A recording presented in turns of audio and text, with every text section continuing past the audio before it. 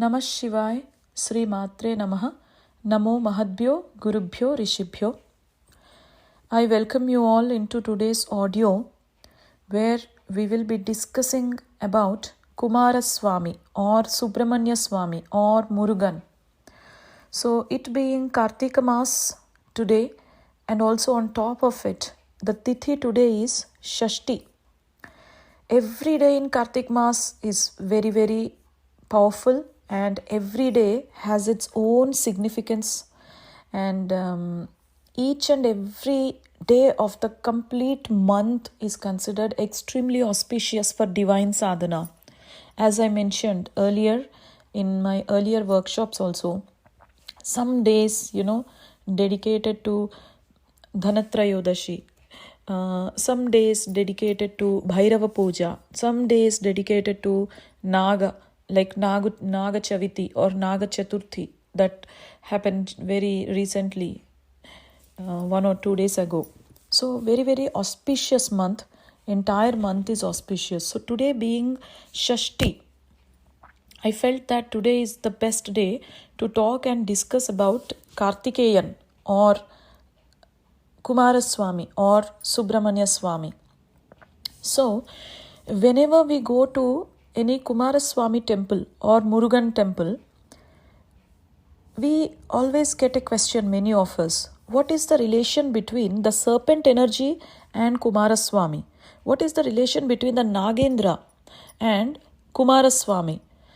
Kumara Swamy is same as Kartikeyan, Kartikeya, Shanmukha, Skanda, Subramanya. So whenever you are coming across these names, Shanmukha, Kumara Swamy, Kartikeya, Subramanya, Skanda, all these names are referring to the same energy. Just remember that all these names are referring to the same energy. Also, another doubt that one would get is, why is it that the worship of Kumara Swamy is considered to bestow children for those who are longing to have children for a long time? So let's cover these two topics in today's video. Now, the worship of Subramanya Swamy, first of all, in how many ways can it be done? Let's look at that. First one is, for the complete form of Kumara Swamy, we need to worship Shanmukha. Shanmukha means the one, the deity that is having 6 faces, and these 6 faces represent multifaceted knowledge, which means it is a representation of complete knowledge. If we are able to worship the Shanmukha form of Kumara Swamy, then he would bestow us also with amazing knowledge, both Paravidya and Aparavidya.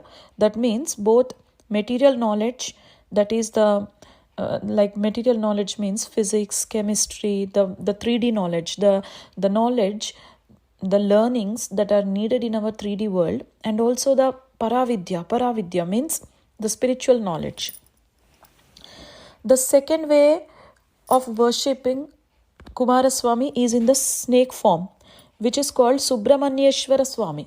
So there is a small story behind this Subramanyeshwara Swamy and the snake form. Let's go into that story first.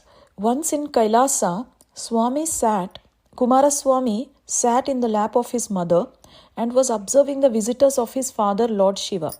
He was nicely observing demigods who were shining in the golden garments. He was observing various Devi Devatas that were coming over to meet his father. Meanwhile, after some time, the 4 Manasa Putras of Brahma came. You know, the Manasa Putras of Brahma are Sanaka, Sananda, all these. Brahma or Sanaka, Sananda. There are 4 Manas Putras. So they are Digambaras. That means they don't wear any clothes, as they are not bodily conscious. Their consciousness is beyond this, 3D or 5D or even 6D consciousness. So upon seeing them, Kumara Swamy starts laughing at them in a ridiculing tone. Then Mother Parvati, his mother, reprimanded her son, saying, "Dear son, does anyone ever ridicule great personalities like this? What a big mistake have you committed. Go through an atonement process for this mistake that you have done." So in order to atone for his mistake, Kumara Swamy assumed a serpent-like form and went for penance. So he did tapasya for 60 years. Remember, this 60 years is not as per 3D calculation. Okay, this is celestial calculation, and it is much more than the 3D calculations. So the place where he performed his tapasya, penance, is called Mohinipuram. This Mohinipuram is nothing but the present day Mopi Devi temple area. So that Mopi Devi temple, it is present near Vijayawada in Krishna district. So Kumara Swamy did penance for many years in serpent form in that area where current Mopi Devi temple is there. While performing the tapasya, Kumara Swamy became the presiding deity for all crawling creatures.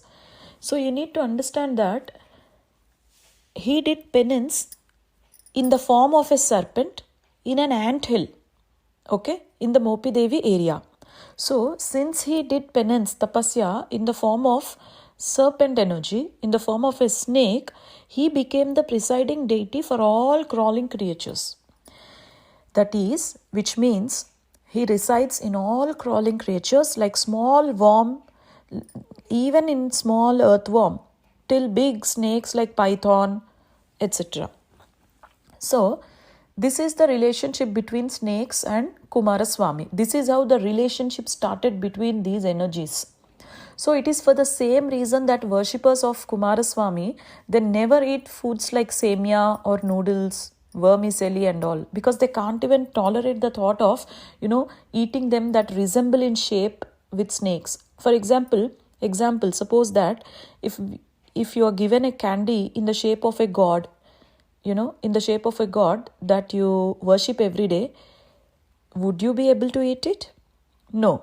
Rather, we might put it in our worshipping place. So similarly, Kumara Swamy worshippers would not eat food items that are in, long, sleek, even snake guard. Many of them avoid snake guard, noodles, vermicelli and all. They worship Kumara Swamy with such integrity. That is the integrity, the bhakti. Okay, that's the reason. Now you know the relationship between Kumara Swamy and the serpent energy. Now let us see the relationship between Kumara Swamy and infertility. I have already mentioned that Kumara Swamy is the presiding deity for all crawling creatures. If you observe a man's sperm under a microscope, you would see tens of thousands of crawling beings. They are crawling. So that means Kumara Swamy is the presiding deity even for those as well. Now, they are under the rule of all these creatures that are crawling, are under the administration of Kumara Swamy, who is in the form of Subramanyeshwara Swamy. That's why any sperm or infertility related problems would be overcome by the grace of Subramanya Swamy through worshipping him. So this is the main reason that childless couple, when they go and pray, when they do the Skanda Shashti Vratam, or when they do certain upcharas of Kumara Swamy, they are immediately bestowed with children. I have seen numerous number of my clients blessed with children after doing the worship of Kumara Swamy. And also Kumara Swamy is also the Adhipati of all the crawling creatures, which means snakes obey him.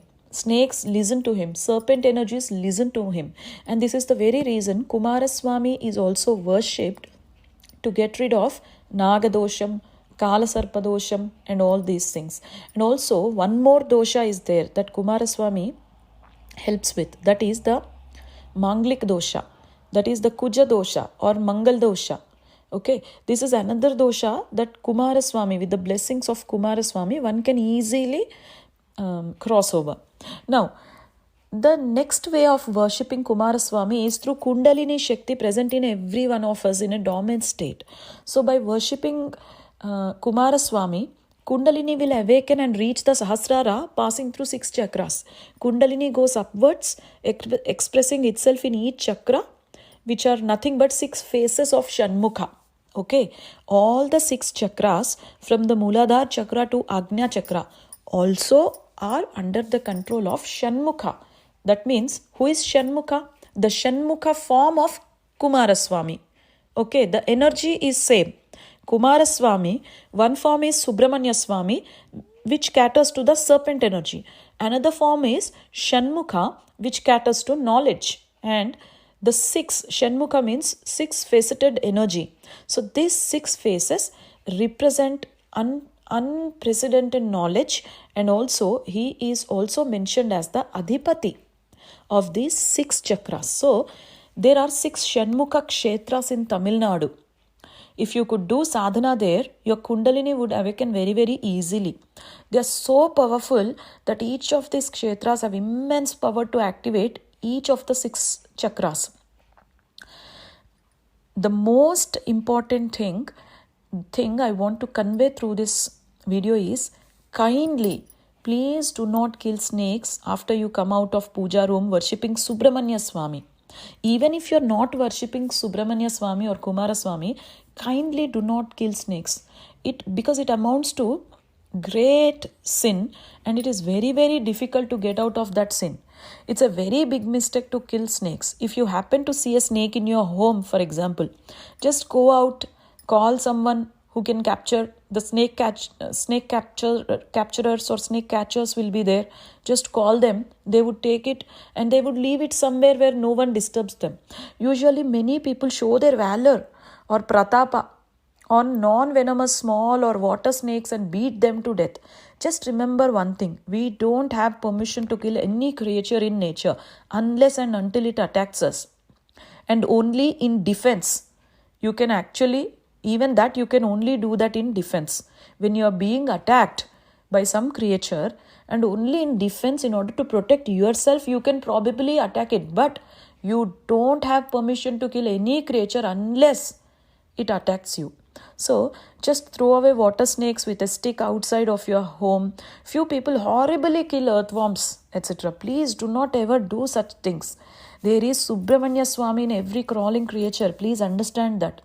And if you worship Swamy, Kumara Swamy in puja room, you should be able to see him even in other creatures. If you couldn't see, that means that worship is of no use.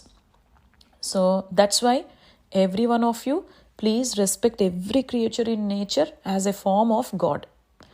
Namah Shivaya, Sri Matre Namaha.